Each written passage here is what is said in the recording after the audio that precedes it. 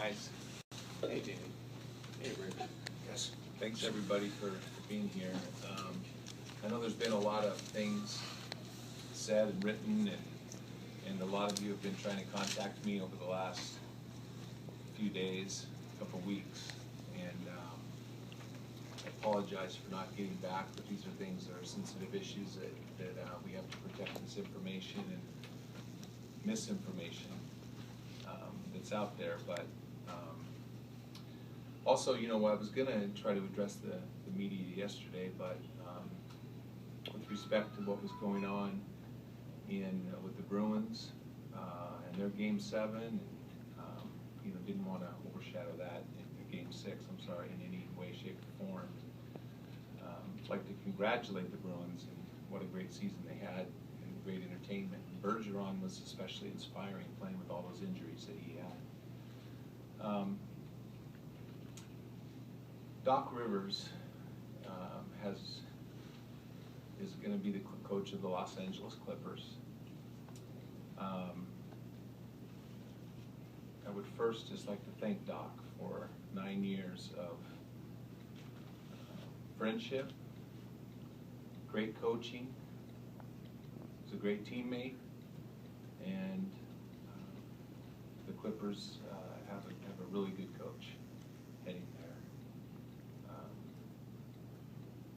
We don't have a championship without Doc Rivers in 2008. He did an unbelievable job. Gets us to the finals in 2010. You know, and a long history of great success with us over the last 9 years. And we wish him the best in Los Angeles. I know you guys have sent me a lot of questions. On May 3rd, our season ended. And there was some uncertainty as to whether Doc would return to the Celtics or not at that time.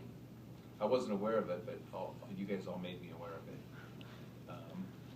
I thought he was certainly coming back and had every reason to believe that he would come back. But coaching is hard and it's draining, and what people say at the end of a long season, I usually don't take to heart. On May 8th, Doc and I had a conversation about his future, as I was curious as to which way he was leaning and why, and what was in his head and his mind. He was uncertain still at that time, but wondered what his options may be. On May 9th, we sent him a letter saying that we expected him to be our coach and to fulfill his contract and to be our coach for 3 more years, and that we would, that was our intention all along, and that's what we hoped that he would do. And then in subsequent weeks,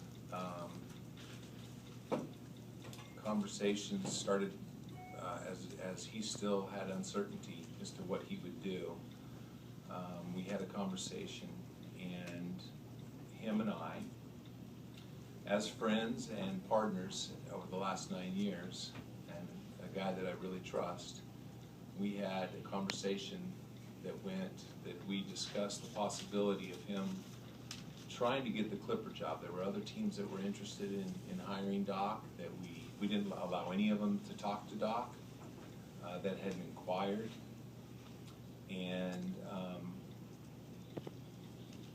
but the Clippers was one that intrigued him a little bit. I'm sure they're a great young talent, had a lot to do with that.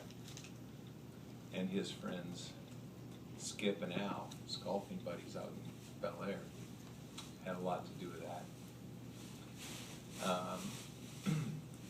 But with the idea that if it wasn't going to be a win-win-win situation, if it wasn't good for the Celtics, which is what my job is to do what's best for the Celtics, and if it wasn't good for him, it wasn't good for the Clippers, you know, we just wouldn't do a deal, and he would come back and coach. And that was the way it was from that point on, all the way up until today, when a deal was finalized. And so today a deal was finalized. We were compensated a first-round pick in 2015 from the Los Angeles Clippers. Doc was let out of his contract and reached a new agreement with the Los Angeles Clippers. And we will move forward and find a very good coach to lead our team into the next phase.